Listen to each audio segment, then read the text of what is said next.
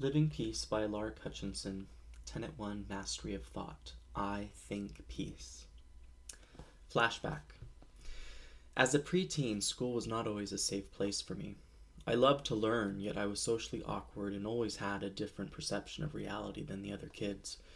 Mix that with my passive, do-no-harm mentality. I was a perfect prey for other kids to project their insecurities and pain onto. These days, too many young kids commit suicide, and I'll admit that if my parents hadn't taken action when they did and switched me to a different school, I could easily have been one of those kids.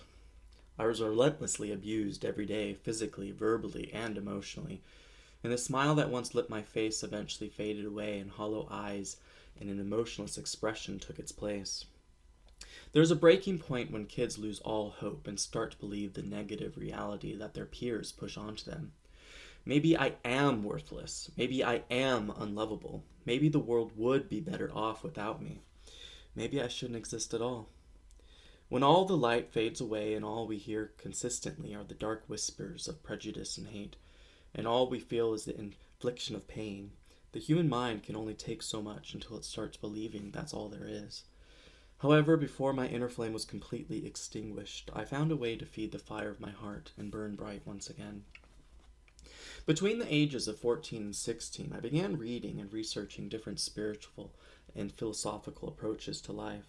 I read somewhere that I could be the master of my life and that I had the power to control my thoughts, and a light bulb went off. I am beautiful.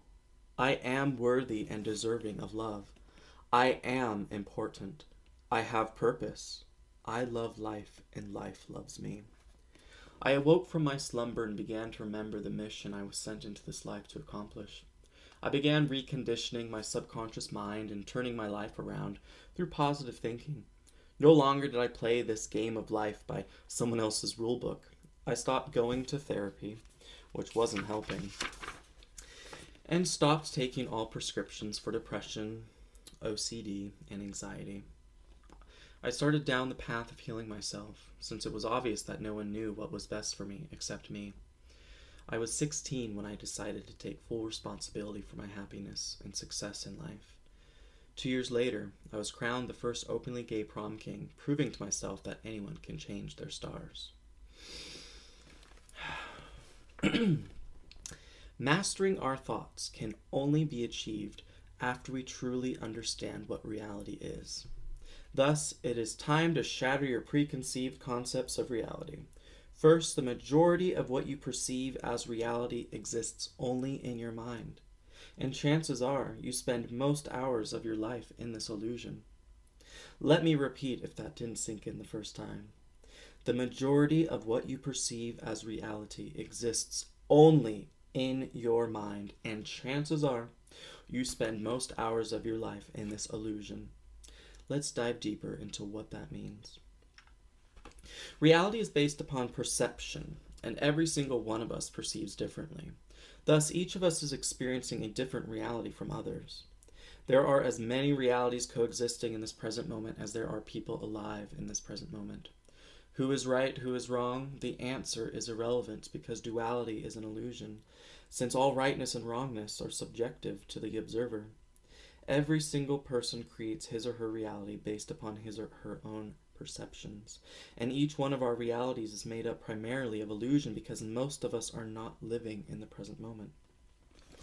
Let me explain illusion, but to do so it would be much easier to explain what illusion is not. Illusion is not the present moment. The present moment is all that exists, ever. Once a moment has passed, it becomes the past, and as such, any thought spent dwelling on the past is living in illusion. Yes, something may have actually happened and was reality once upon a time, yet projecting ourselves into the past via our thoughts and memories only creates distorted, fragmented illusions of what once was based upon our limited perceptions in the here and now. Projecting into the future and forming speculations about it is also an illusion. Any thought about the future, be it a minute from now, a day from now, or 10 years from now, is also illusion. Every future reality we think about always shifts in some way and differs from what we had been speculating about once we come into the present moment of it. Assuming the realities of other people or situations in the present moment are also illusions. The present moment is not simply a moment in time. It also involves embracing the reality of what is in front of each of us in the present. Thus, imagining my home while I'm at work may very well be thinking in the present time frame, but thinking about home keeps me from being fully present in my current reality, which is work.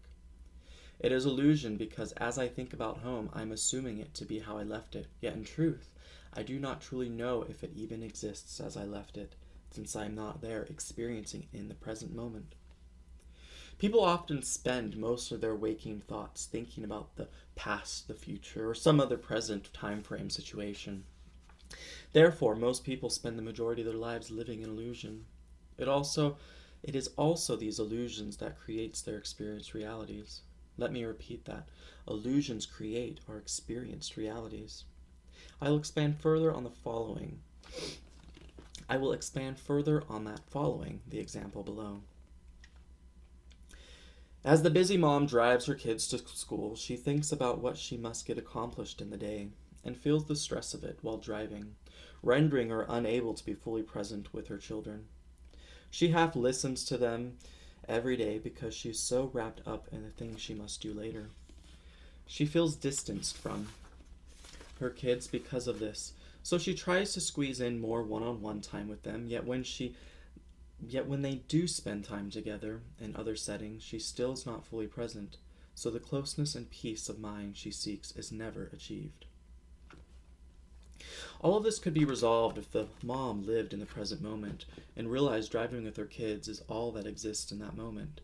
Thinking and worrying about what must be done during the day will not help her get those things done more quickly or efficiently.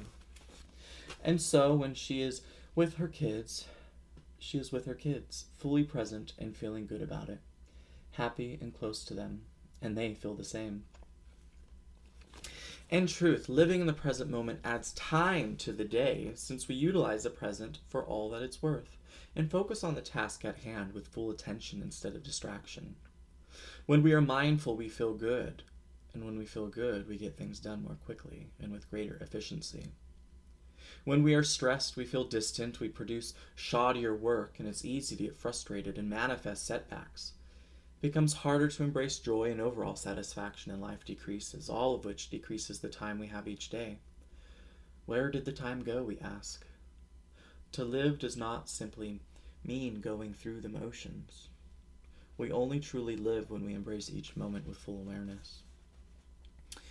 Illusion creates our experienced reality because whatever we focus on influences our mind, body, and spirit. Have you ever recalled a painful memory that caused you actual physical pain? Perhaps an anxious gut feeling? And what happens when you think about a potential stressful situation you expect to go through? It's amazing that our thoughts can create a very real physical reaction in our body, so much so that it is equal in the sensations we'd be experiencing if we were actually going through it in the present moment. Yet we aren't. It's pure illusion. Illusions can and do create physical dis-ease within our bodies. So it's most important to master our thoughts, to become cognizant of what we are spending our precious mental energy on each moment of every day. Are our thoughts uplifting or are they dimming? It is essential to point out that illusions aren't necessarily bad things. And as I mentioned before, there is no duality here. It's all about which direction feels better when embraced. Negative simply means separating energies, while positive simply means unifying energies. As an analogy, imagine two people's hearts either drifting further away from each other or being drawn in closer. That's what happens whenever we have a positive or negative thought. Though illusion in and of itself isn't negative, it does feel better to go in the direction of unifying energies. Yet all too often when we get into illusion, we jump into the worst case scenario. For example, when someone cuts us off while driving, why do so many of us automatically think the worst about the driver? We don't know what's going on in their reality, so a negative projection on them is as much an illusion as a positive projection would be. However, thinking positively and creating a compassionate story about why they cut us off would actually make us feel better. If we're going to be an illusion, we might as well make it a positive one. Therefore, whenever we're experiencing a stressful situation, using a positive illusion can bring us peace of mind and relaxation. Also, embracing certain meditations and affirmations Positive visualizations, best case scenario thinking, and organized planning may actually activate our projected illusions of the future or a different present moment reality, and it helps us feel good in the moment, which is beneficial since it raises vibration. If we can't imagine our lives becoming better, they never will get better. Reality creation through the imagination of positive illusion is a critical tool in shifting the direction of people's lives. And since illusion influences our lives as much as actual reality does, positive illusion is a powerful ally to have. Most people are duped into thinking their negative illusions are close friends. That's why positive affirmations are so important. Affirmations are positive conscious thoughts used to recondition and purge our subconscious minds of our negative beliefs, which we will get into later in the book during the exercise section. Beliefs are positive or negative thoughts, and that have turned into positive or negative expectations of reality. They aren't set in stone, yet many people treat them as if they are. Living in the present moment allows us to embrace all that life has to offer, since we become fully aware of our thoughts and actions. When our thoughts pull us out of the present moment and our attention becomes divided, everything we experience in the present becomes divided, as in the example of the busy mom. Being fully present allows us to receive the full joy of sharing company with someone. Being fully present allows us to do our work well and not have to take it home with us at the end of the day. Being fully present allows us to share in the joys of home life. And if home life is out of sorts, being present allows us to clear up the dysfunction. Being present allows us to creatively express ourselves. Being present allows us to unwind when the day is done, rest easy, and be fully energized and ready for the following day. Not being fully present is a root cause of most issues. It leads to miscommunication, exhaustion, and distancing ourselves from the hearts of the people we love. Mastering our thought is achieved through understanding what is illusion and what is reality, and choosing to live in the present moment. Mastery of thought is achieved through continued practice of shifting one's focus away from the negative towards the positive to create one's desired reality. Mastery of thought is achieved through using conscious thought to recondition the subconscious belief systems that are no longer beneficial. Exercises covered later on in this book will give practical applications and the how-to of this mastery.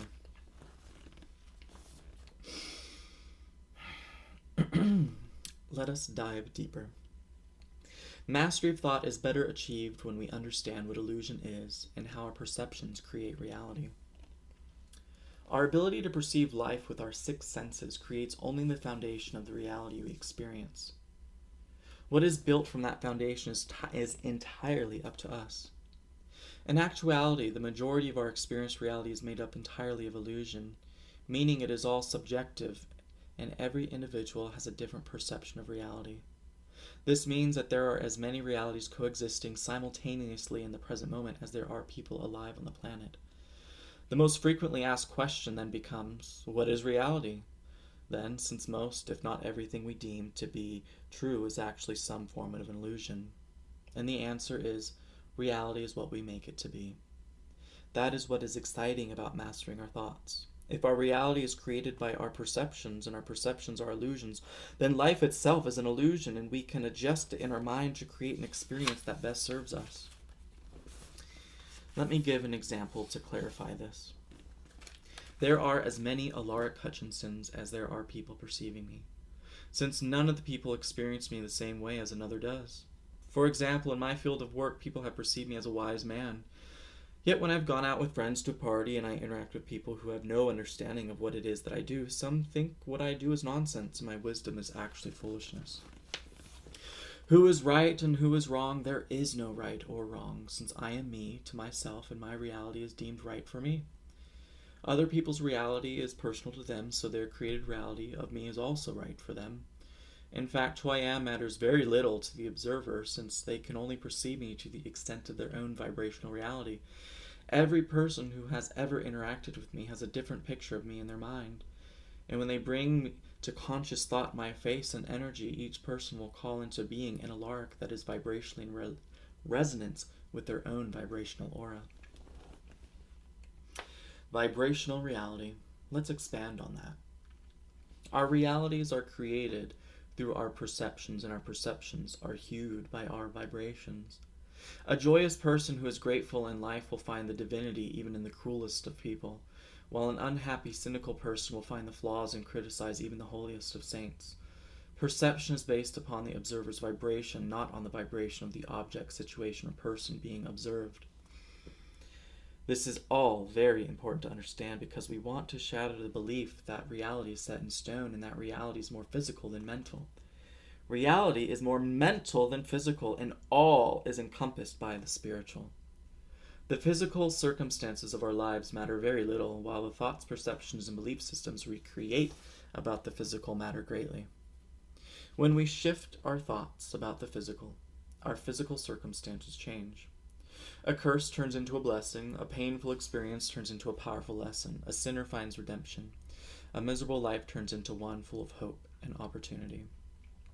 And when we believe that the physical is all there is and that life is only what is in front of us, that we were dealt a bad hand of cards and we're stuck with that hand for the rest of our lives, well, that negative expectation becomes the person's belief system and turns into their never-ending reality of suffering. All along, it was just an illusion. Perception creates reality. Perception is hued by vibration, and vibration can be shifted through mastery of thought. All thoughts carry energy, and all energy has vibration. Through shifting our thoughts towards the positive and reconditioning negative beliefs, we gain the ability to transform our perception and thus transform our reality. Our experienced reality is based upon illusion that we become attached to and call factual reality, yet it frees us to realize that everything about our reality is subject to change, and all we have to do is take conscious control over it. This is good to remember, so I'll repeat it again. Positive simply means unifying energies, while negative simply means separating energies. It's not about what's good or bad, right or wrong. It's about embracing what feels good and brings us closer to peace. Imagine that all negative thoughts make our heart drift farther and farther away from other people, while all positive thoughts bring our hearts closer to others. That literally is the bottom line in using conscious thought to create our optimal feel-good reality. We must train our minds to think unifying thoughts rather than separating thoughts. A negative person feels separate from the world because the negative energy they are exuding is not the world. It's not that the world is a negative place or is promoting separation. It's that the person separates from others via their thoughts. People can only perceive you through their own vibration, not through your vibration. Your vibration certainly influences theirs, though they are the primary creators of their reality, and thus they perceive an aspect of you into existence that is unique to their reality. Any energy spent worrying about what other people think about you is wasted energy due to all the simultaneous coexisting realities which you have no control over. What you do have control over are your thoughts and your own vibration. And through this control, you can train your mind to create the most uplifting, peace-filled reality possible. When you do so, the people not in vibrational alignment with your reality will either unconsciously raise their vibration to meet you, or simply fall away because they no longer match the vibration necessary to exist in your deliberately created reality. Deep breath. And that concludes Mastery of Thought, Tenet 1.